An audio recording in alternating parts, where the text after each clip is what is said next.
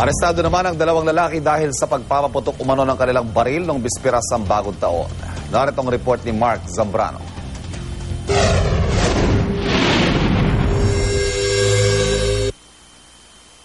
Dahil umano sa pagpapaputok ng baril alas 9 ng gabi nitong bisperas ng bagong taon, sa loob ng piitan sinalubong ng lalaking ito ang 2013. Reklamo sa Quezon City Police ng isang concerned citizen na hindi nagpakilala.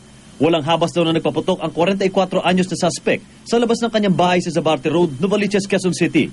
According to dun sa mga tao na nandun during nung celebration ng New Year, ayon sa kanila, may nagsabi na nagpaputok naman siya. Pero sabi naman niya, dinideny niya naman na hindi naman siya nagpaputok. Itinanggi man ang alegasyon, sumuko pa rin ang suspect at ibinigay pa sa mga pulis ang kalibre 45 baril na hinihinalang ginamit sa pagpaputok nitong salubong. Git ng suspect, kumpleto pa raw ang 7 bala nito sa magazine. Isa sa ilalim siya sa paraffin test para malaman kung totoong nagpaputok ng baril. Kapag napatunayan, posible raw siyang sampahan ng reklamong alarmed scandal o illegal discharge. Siguro marami na nainggit doon sa mga palaro namin doon, ang dami mga bata. Kaya siguro siniraan para gusto masira lang yung mga kuha namin. Yung palaro sa mga bata, Christmas ay New Year's party.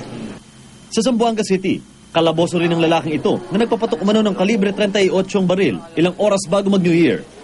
Inamin man kanya ang baril, iginiit niyang ibang tao raw ang kumalabit ng gatilyo. Posible siyang maharap sa reklamong illegal possession of firearms. Nag-inuman na kami. Ayun, medyo lasing na yata ako. Tapos nagpaputok sila doon. Ako may dala kong piccolo.